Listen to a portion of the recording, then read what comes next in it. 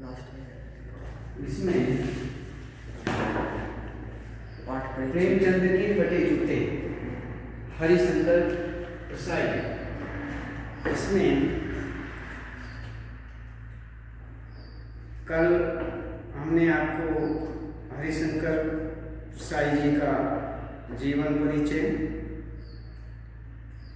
परिचय बताया और जीवन परिचय के अंतर्गत इसमें उनका जीवन परिचय, साहित्यिक परिचय और उनकी रचनाएं, इस विषय में आपको बताया। अब आगे हम इस पाठ के अंतर्गत देखते हैं कि प्रेमचंद के जो फटे जूते हरिशंकर प्रसाद जी के विषय में हमने बताया, पाठ परिचय बताया, पाठ परिचय हो चुका। तो इसमें क्या क्या बताया, एक आपको बताया लेखक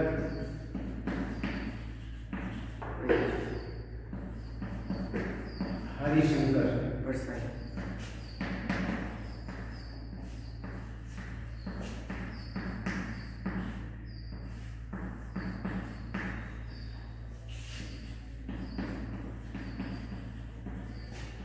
जीवन परिचय,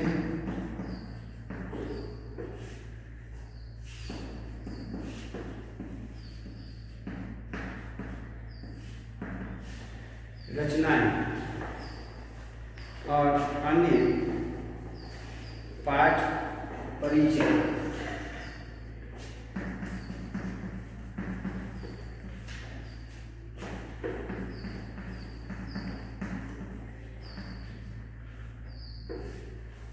पाठ का परिचय और उसके बाद यहाँ पर हमने आपको पात्र परिचय भी बताया।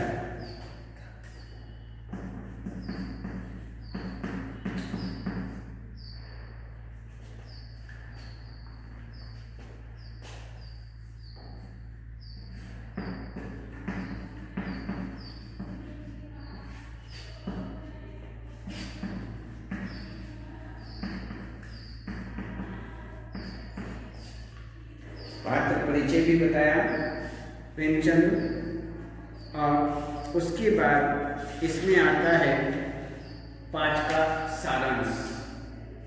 अब इसके बाद पाठ सारांश होता है।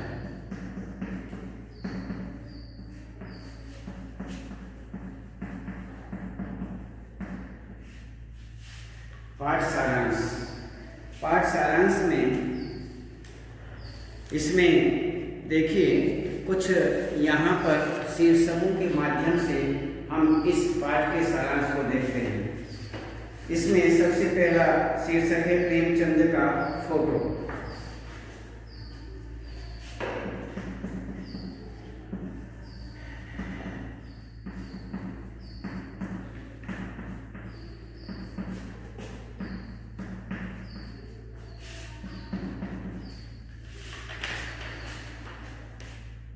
व्यंग्यात्मक हंसी,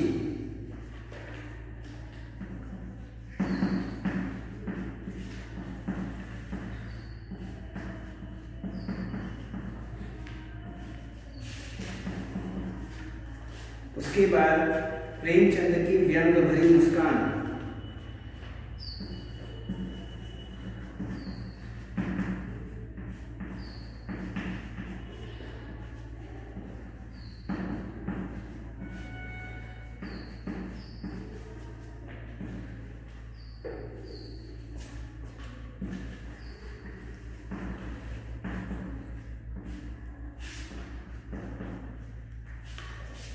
उसके बाद जूता फटने का रहस्य,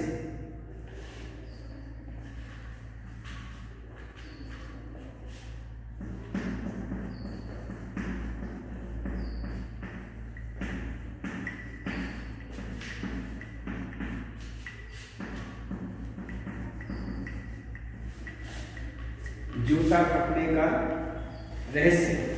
तो ये इसमें सभी आ गए। तो इसमें हम आपको बताते हैं कि सबसे पहले पाठ के सारांश के अंतर्गत प्रेमचंद का फोटो, प्रेमचंद के फोटो के विषय में बात करते हैं। तो इसमें पत्नी के साथ फोटो खिंचवाते समय हमने कल आपको एक बताया था कि फोटो खिंचवाना जो है वो ऐसे विशेषता उसमें लाने से कोई लाभ नहीं होता है। यदि हम फोटो सेंट लगा करके अच्छी तरह से खुशबू लगा करके हम फोटो खिंचवाते हैं तो उसमें सेंट की खुशबू तो आने से नहीं, फोटो में ऐसी खुशबू नहीं आती। तो ये सारी चीज़ें अलग हैं। हाँ, ये जरूर कह सकते हैं कि जैसा हम पहने हुए हैं, जैसा हमारा चेहरा है, सो वैसा तो आएगा ही, वो तो निश्चित है।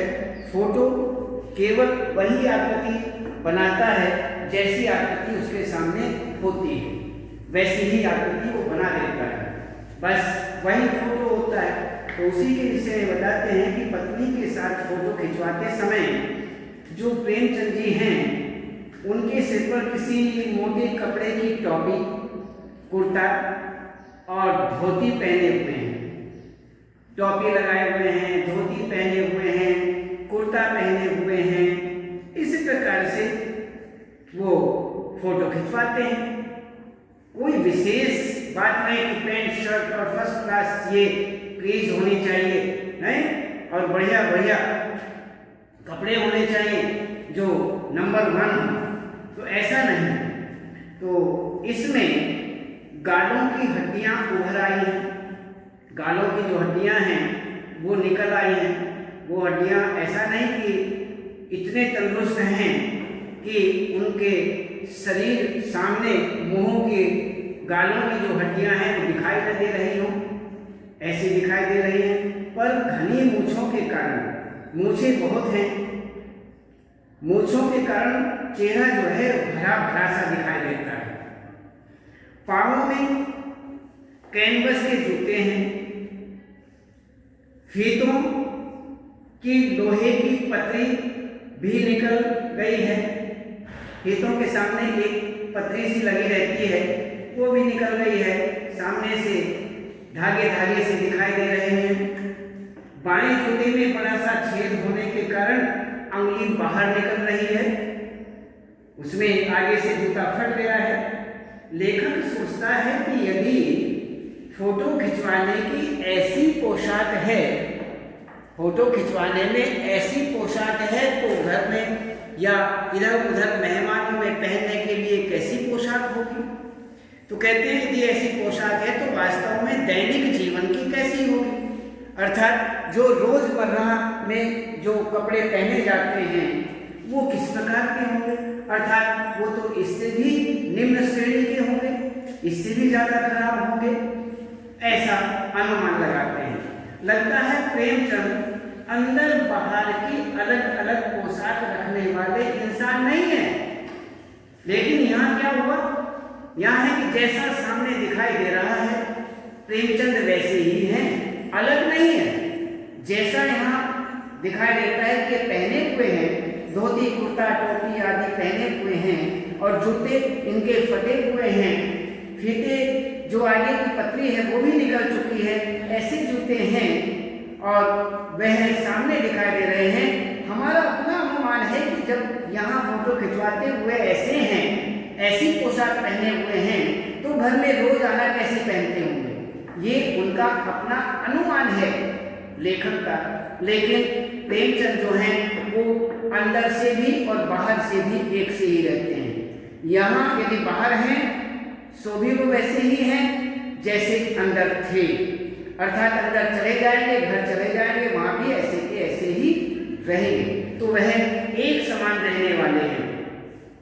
तो इसी प्रकार फटे जूते पहनने के बावजूद उसके चेहरे पर विश्वास और बेपरवाही है। कैसे भी जूते हो, कैसे भी ड्रेस हो, की पोशाक हो, उन्हें पहनने के बाद उनके ऊपर किसी भी प्रकार का चेहरा जो है वो मायूस नहीं है, वो फिर भी हर प्रकार से विश्वास लिए हुए है और बेप्रवाह है, मस्त है, खुश है। तो इसी प्रकार से यहाँ पर वो फोटो, प्रेमचंद जी का जो फोटो है, इस फोटो के विषय में आपको हमने बताया कि किस प्रकार की उनकी पोशाक वगैरह है। अब देखते हैं व्यंग्यात्मक हंसी। व्यंग्यात्मक कुछ हंसी होती है, तो उसमें उसकी अंतर्गत देखते हैं व्यंग्यात्मक हंसी। तो इसमें प्रेमचंद की फोटो की कृत्रिम मुस्कान के पीछे तीखा दर्द है। कृत्रिम कहते हैं बनावटी जो हंसी होती है। हंसा नहीं जा रहा, लेकिन जबरदस्ती हंसना, दूसरों को ये महसूस कराने के लिए कि हाँ मैं ठीक हूँ, ये सोच, केवल ये सोच, इसे जताने के लिए, इसे वास्तविक रूप में बनाने के लिए दूसरे के सामने जबरदस्ती हंसना, उसे कृत्रिम बनावटी हंसी कहते हैं। तो इसी प्रकार से कृत्रिम मुस्कान के पीछे बहुत अधिक दर्द होता है, तीखा दर्द होता है। फटे जूतों में फोटो खिंचवाने से प्रेमचंद ने मना क्यों नहीं कर दिया? भाई मेरे फटे हुए जूते हैं, ऐसा कहकर के मना क्यों नहीं कर दिया? पत्नी को कह देते कि मेरे पर जो जूते हैं वो फटे हुए हैं, इसलिए मैं तुम्हारे साथ में फोटो नहीं कराना चाहता, लेकिन ऐसा नहीं किया। लेखक सोचता है कि लोग तो फोटो खिंचवाने के लिए कपड़े, जूते, तो क्या बीवी तक उधार मांग लेते हैं। कहेंगे थोड़ा सा फोटो ही तो कराना है, जरा अपनी जो बीवी है जरा यहाँ खड़ी कर दीजिए, मैं इसके साथ अपना फोटो करा लूँ। तो उधार भी मांग लेते हैं फोटो खिंचवाने के लिए, ये दिखाने के लिए कि हाँ हम अकेले नहीं हैं, हम जोड़े सहित हैं, हम दो हैं। तो इस प्रकार से यहाँ पर कहते हैं कि बीवी तक उधार मांग लेते हैं। लोग तो इत्र लगा करके फोटो खिंचवाते हैं ताकि फोटो से भी सुगंध आए, ऐसा करते हैं। लेकिन नहीं, ऐसा नहीं, दूसरों से मांगे हुए कोट से वर दिखाई तक कर लेते हैं। कहते हैं कि दूसरों से कोट मांगा, वर दिखाई, अर्थात जो लड़का देखने आते हैं तो दूसरे से कोट मांगा, उधार लिया और जरा पहना और लड़की वाले को दिखा दिया कि हाँ सफेद मुठेड़ हैं, और उसके बाद फिर उसको दे दिया। तो वर दिखाई उसे कहते हैं, लड़की की दिखाई जब होती है तो उसमें ऐसा कर लेते हैं। जबकि प्रेमचंद से जूते भी मांगते नहीं बने, लेकिन प्रेमचंद ऐसे सादगी वाले हैं, ऐसे सच्चे हैं, ऐसे वास्तविक हैं, अच्छे हैं कि अंदर और बाहर दोनों तरफ एक से ही रहते हैं। उनमें कोई बदलाव नहीं होता, कोई बनावटीपन उनके अंदर नहीं है। तो कहते हैं कि गंदे से गंदे आदमी की फोटो भी खुशबू देती है। तो इसी प्रकार से वो कभी कुछ मांगते नहीं हैं, जैसे हैं सो ठीक है। लेखक का श्रम का जूता ऊपर से अच्छा है, भले ही उसका तला घिस गया, ऊपर से तो अच्छा है, भले उसका नीचे का जो तला है वह घिस गया हो, उसमें कुछ नहीं हो। अर्थात लेखक ऊपरी पर्दे का ध्यान रखते हैं, सबसे व्यवहार अच्छा रखते हैं, अच्छाइयाँ उनके अंदर है। उंगली को बाहर नहीं निकलने देते, उंगली बाहर नहीं निकलने देते हैं। फट गया है तो फट जाने दो, लेकिन उंगली तो अंदर है, बस उंगली अंदर होनी चाहिए। तो इसी प्रकार से दिखाने की संस्कृति है। प्रेमचंद ने इस ओर भी ध्यान नहीं दिया, वे पर्दे का महत्व नहीं समझते, जबकि हम सभी पर्दे पर कुर्बान हुए जाते हैं। वो एक से रहते हैं, लेकिन हम सब जो हैं हर तरह से इस प्रकार के विषय में विचार करते रहते हैं। आगे कहते हैं प्रेमचंद की व्यंग भरी मुस्कान। प्रेमचंद जो हैं वो व्यंग्यात्मक शैली में हंसते हैं, व्यंग भरी मुस्कान उनके चेहरे पर दिखाई देती है। उनकी यह व्यंग भरी मुस्कान ही तो सभी के हौसले पस्त कर देती है। व्यंग भरी मुस्कान बड़ी खतरनाक होती है। उसमें आगे वाले को ये नहीं पता लग पाता कि इसके मन में क्या है। और व्यंग हर समय व्यंग से आगे वाला त्रस्त हो जाता है, हार जाता है, दुखी रहता है। तो इसी प्रकार से व्यंग भरी जो मुस्कान है वह वास्तव में आगे वाले को बहुत चोट देती है। तो उसी के विषय में बताते हैं, जो ये मुस्कान है सभी के हौसले जो है वह पस्त कर देती है, उन्हें थका देती है, हरा देती है। उंगली को बाहर, अच्छा क्या मतलब है इसका, कौन सी मुस्कान है ये? क्या होरी का गोदाम खो गया है, या हल्कू का खेत नीलगाय खा गई है, चल गई है, क्या सुजान भगत का लड़का मर गया है? अर्थात बात क्या है, ये मुस्कान कौन सी मुस्कान है, इसका मतलब क्या है? नहीं, लेखक को तो लगता है माधो औरत के कफन के चंदे की शराब पी गया। औरत जो है, कहने के वो इतना पियक्कड़ है, पीने वाला है कि अपनी औरत का जो कफन है उसके चंदा, जो इधर उधर से चंदा उसके लिए चंदा मिला, उस चंदे की भी शराब पी गया। वो जो पैसा इकट्ठा हुआ उसकी भी शराब पी गया। तो ऐसा बताते हैं। तो भक्त कुंभन दास का जूता भी तो सीकरी आने जाने में घिस गया था, लेकिन प्रेमचंद का जूता फट कैसे गया? अर्थात ये तो इधर उधर चक्कर भी नहीं लगाते। तो इसी प्रकार से बहुत सारे सवाल उनके मन में आए। तो इसी प्रकार से आगे कहते हैं कि जूता फटने का रहस्य क्या है, कि वह तो इधर उधर आते जाते रहते हैं, इसलिए उनका जो जूता है वह ढल गया है, लेकिन इसमें इनका कैसे घिस गया, अर्थात इनका जूता क्यों घिसा? इनके विषय में बात करते हैं कि जूता फटने का क्या रहस्य है। लेखक को लगता है कि वे किसी सख्त चीज को ठोकर मारते रहे होंगे, कि जोर से ठोकर लगाई, इसके धीरे धीरे धीरे करते हुए जूता फट गया। लेकिन ऐसा वे नहीं करते हैं। अनुमान है लेखक का, अनुमान लेखक सोच रहा है रास्ते में खड़े कीड़े से बच करके निकलने की बजाय उस पर वे जूते से ठोकर मारते रहे, इसलिए फट गया होगा। तीनों से समझौता भी तो हो जाता है। सभी नदियां पहाड़ थोड़े ही फोड़ती हैं, सारी ही नदियां ऐसी नहीं होती कि वो पहाड़ों को फोड़ती हो, नहीं, उसके पास से भी तो निकल जाती है। तो इसीलिए समझौता भी तो करना पड़ता है। तो इसी प्रकार से कोई रास्ता बदल करके घूम कर भी तो चली जाती है। तो नदी ऐसा नहीं कि हर पहाड़ को फोड़ करके उसके बीच से ही निकलेगी, नहीं, कुछ नदियां हैं साइड से, पास से भी तो निकल जाती हैं। तो इसी प्रकार से कहते हैं गोदान का होरी नेम धर्म को नहीं छोड़ सका, वैसे ही तुम भी नेम धर्म को नहीं छोड़ सके। शायद नेम धर्म तुम्हारे लिए बंधन नहीं, मुक्ति थी। प्रेमचंद के पांव की उंगली उनको संकेत करती सी लगती है, जिसे वे घृणित समझते हैं, लेकिन वो संकेत कर रही है। उनकी तरफ हाथ की नहीं, पांव की उंगली से इशारा करते हैं। हाथ की उंगली से इशारा नहीं, पांव की उंगली से इशारा किया जाता है, उससे इशारा करते हैं। प्रेमचंद आज भी उन लोगों पर हंस रहे हैं, आज भी वे हंस रहे हैं जो अपनी उंगली को ढकने की चिंता में तलवे घिसाए जा रहे हैं, ढकने में तलवे घिसाए जा रहे हैं। प्रेमचंद ने अपना पांव तो बचा लिया, उसने अपना पांव तो बचाया, अपना चरित्र तो बचाया, अपना व्यक्तित्व तो बचाया।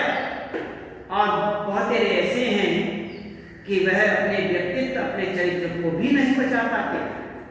तलवे भी घिस जाते हैं, तलवों के साथ में अंगुलियां भी घिस जाती हैं, लेकिन प्रेमचंद के जो तलवे हैं वो भले ही घिस गए हों, लेकिन उनकी अंगुलियां बच गई हैं, वो नहीं घिसी, अर्थात वो हर प्रकार से ठीक हैं। तो अंत में लेखक यही कहते हैं कि वे उनके फटे जूते की बात भी समझते हैं, अंगुली का इशारा भी समझते हैं और उनकी व्यंग भरी मुस्कान भी समझते हैं। तो इसी प्रकार से यहाँ प्रेमचंद जी, लेखक हरिशंकर प्रसाद जी जो हैं, उन्होंने यहाँ पर पात्र परिचय और उस पात्र का जो सारांश है वो इनके अंतर्गत पूरा किया। प्रेमचंद का फोटो, व्यंगात्मक हंसी, प्रेमचंद की व्यंग भरी मुस्कान और जूता फटने का क्या रहस्य है, इसके विषय में पूरा किया। तो इसमें आज केवल यहीं तक, उसके बाद फिर आपको बताएंगे।